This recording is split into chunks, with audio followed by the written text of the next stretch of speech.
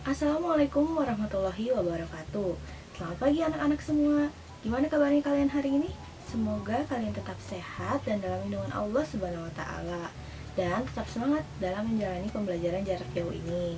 Sebelum kita memulai pembelajaran pada kali ini, jangan lupa berdoa dan siapkan alat tulis kalian untuk mencatat hal-hal penting pada pertemuan kali ini. Langsung saja kita simak pematerian pada kali ini. Minggu lalu kita telah membahas mengenai organisasi dan masalah pokok kearsipan, yaitu tentang kedudukan kearsipan dalam organisasi, tugas dan asas-asas kearsipan, syarat-syarat pegawai arsip, masalah pokok dan cara pemecahan masalah kearsipan. Gimana nih, udah pada paham kan? Kalau yang belum paham, silahkan tonton kembali video pembelajaran minggu kemarin tentang organisasi dan masalah pokok kearsipan yang Ibu buat. Nah, untuk di pertemuan sekarang, kita akan membahas mengenai alat dan bahan kearsipan. Diharapkan dalam pembelajaran kali ini, kalian dapat menerapkan penggunaan peralatan kearsipan serta menggunakannya berdasarkan fungsinya. Jangan lupa berdoa serta siapkan alat tulis untuk mencatat hal-hal penting dalam pembelajaran kali ini, karena setelah ini akan ada latihan soal yang harus kalian kerjakan, tapi kalian harus memperhatikan terlebih dahulu pembahasan materi pada pertemuan kali ini. Baik, mari kita mulai pembelajaran pada pertemuan kali ini. Kita mulai dari definisi ya. Alat kearsipan adalah sarana yang digunakan dalam kegiatan kearsipan yang pada umumnya terbuat dari bahan-bahan yang tahan lama seperti kayu, logam, baja, besi, dan aluminium. Tujuannya agar arsip dapat tersimpan dengan aman serta terhindar dari berbagai macam kerusakan. Sedangkan bahan kearsipan adalah bahan-bahan penunjang kegiatan kearsipan yang terbuat dari bahan-bahan yang tidak tahan lama dan disediakan secara terus-menerus. Karena intensitas pemakaiannya yang cukup tinggi, sehingga organisasi atau perusahaan akan menyediakan bahan-bahan kearsipan secara terus-menerus. Lalu, dalam pemilihan peralatan penyimpanan arsip, ada beberapa kriteria yang harus dipenuhi, yaitu sebagai berikut. Yang pertama adalah persyaratan penyimpanan, di mana organisasi harus memilih peralatan arsip yang sesuai dengan kebutuhan penyimpanan arsip di organisasi mereka. Selain itu, organisasi juga harus memperhatikan arsip apa yang akan disimpan, apakah dalam berbentuk tekstual atau kertas, buku, dokumen dengan ukuran yang besar, atau bahkan arsip yang sudah elektronik. Peralatan kearsipan yang dipilih sesuai dengan kebutuhan penyimpanan organisasi akan sangat berpengaruh sekali kepada penemuan kembali arsip itu sendiri. Apabila peralatan yang sudah dipilih ini sudah sesuai dengan penyimpanan organisasi, maka arsip pun akan semakin cepat untuk ditemukan kembali. Yang kedua adalah keperluan atau besar ruangan, yaitu organisasi juga harus mempertimbangkan ruangan tempat penyimpanan peralatan arsip, seperti mempertimbangkan jarak antara peralatan-peralatan penyimpanan arsip di ruangan tersebut. Yang ketiga adalah pertimbangan keamanan. Seperti yang telah kita ketahui, bahwa arsip tidak bisa diakses oleh sembarang orang. Oleh karena itu, organisasi harus mempertimbangkan keamanan ketika arsip itu disimpan. Pertimbangan keamanan setiap organisasi itu berbeda-beda. Hal ini didasarkan pada kebutuhan keamanan pada masing-masing organisasi. Yang keempat adalah biaya peralatan, di mana organisasi harus benar-benar cermat serta teliti dalam memperhitungkan anggaran biaya sebagai penyedia peralatan kearsipan. Namun peralatan yang disediakan harus tetap sesuai dengan fungsi dan kegunaan dari alat tersebut.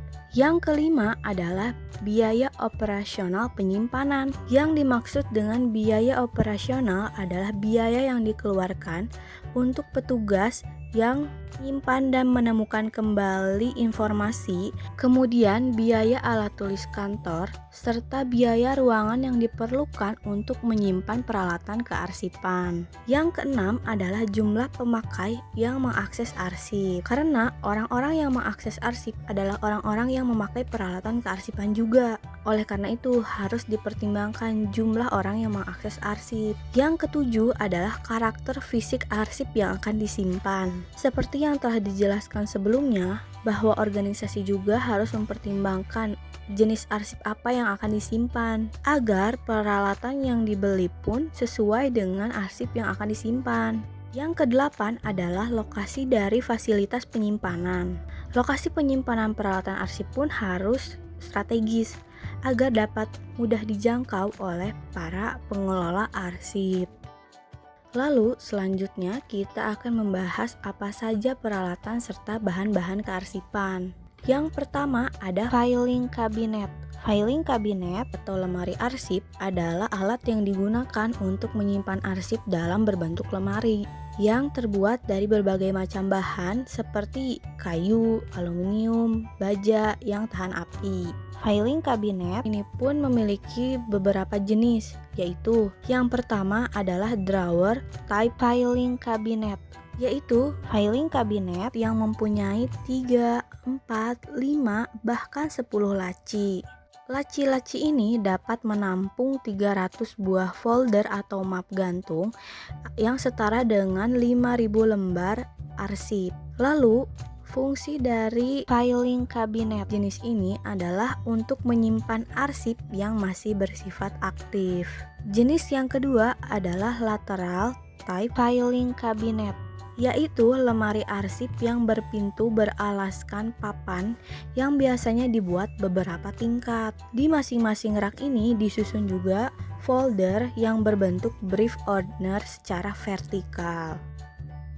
Jenis yang ketiga adalah sliding door system, yaitu lemari arsip yang pintunya dapat digeser ke kiri atau ke kanan dan di dalamnya terdapat rak yang dapat diputar. Rak yang berputar ini berfungsi untuk memudahkan dalam menemukan kembali arsip. Kemudian ada folder atau map arsip, yaitu lipatan karton atau plastik yang digunakan untuk menyimpan arsip dan ditempatkan di belakang guide. Folder atau map arsip ini pun memiliki jenis-jenisnya. Yang pertama adalah soft map folio, yaitu jenis map yang tidak memiliki jepitan dan terdapat penutup pada setiap sisinya, berfungsi untuk menopang arsip.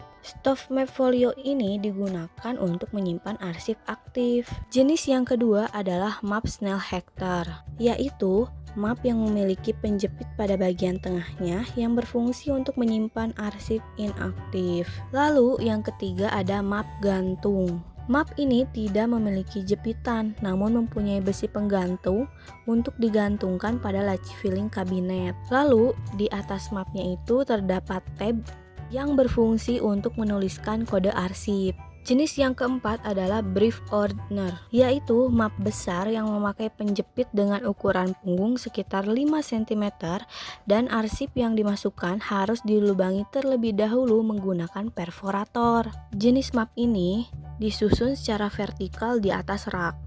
Selanjutnya adalah guide card atau tanda batas, yaitu alat yang terbuat dari karton atau plastik tebal sebagai petunjuk, pembatas, atau penyangga deretan folder berdasarkan abjad, nomor, subjek, dan kronologis. Guide ini terdiri dari yang pertama ada guide primer atau pokok masalah, yang kedua ada guide sekunder atau sub masalah, dan yang terakhir ada guide tersier atau sub-sub masalah. Pada setiap guide ini terdapat tab atau tonjolan yang berguna untuk menuliskan tanda-tanda petunjuk atau kode arsip. Dari penjelasan tadi, maka dapat disimpulkan bahwa fungsi guide adalah yang pertama sebagai petunjuk untuk memudahkan penyimpanan dan penemuan kembali kembali arsip. Yang kedua adalah pembatas antara folder satu dengan folder lainnya atau sebagai sekat pemisah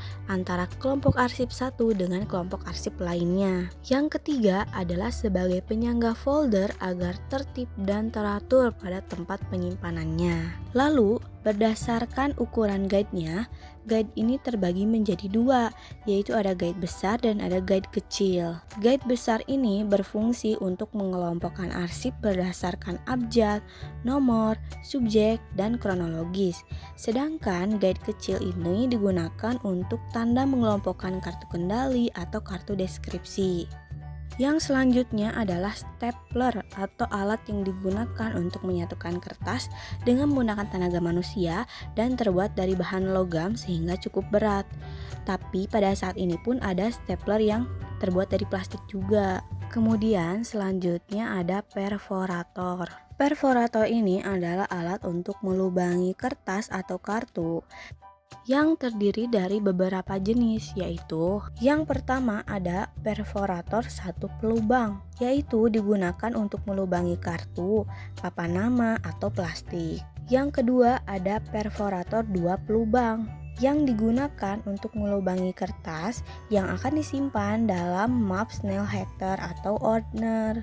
Yang ketiga ada perforator 5 pelubang, digunakan untuk melubangi kertas yang akan dimasukkan ke dalam ordner. Setiap perforator ini memiliki lubang yang berdiameter 5 mm.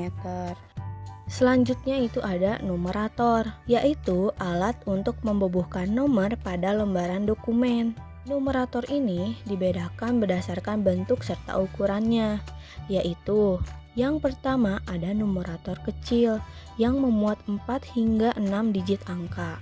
Yang kedua ada numerator besar yang terdiri dari lebih dari 6 digit angka. Cara menggunakan numerator ini adalah yang pertama, kalian beri tinta terlebih dahulu pada bantalan huruf yang terdapat di numerator. Yang kedua, atur nomor awalnya. Yang ketiga, cetak nomor dengan cara menekan tangkai numerator. Numerator ini harus disimpan di tempat yang tertutup serta kering. Kemudian ada kotak atau box yang digunakan untuk menyimpan arsip yang bersifat inaktif. Biasanya terbuat dari karton tebal. Arsip inaktif ini harus disimpan terlebih dahulu pada folder, lalu dimasukkan ke dalam box. Box atau kotak arsip ini memiliki kapasitas yang berbeda. Box kecil itu maksimal dapat memuat arsip hingga ketebalan 8 cm.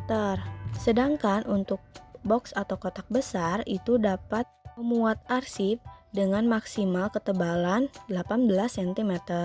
Arsip yang ada di dalam box ini harus ditata secara vertikal dengan tidak diisi secara penuh dan juga tidak diisi terlalu sedikit untuk memudahkan pengambilan dan pengembalian arsip. Toleransi kekosongan pada setiap box itu lebih kurangnya 1 cm.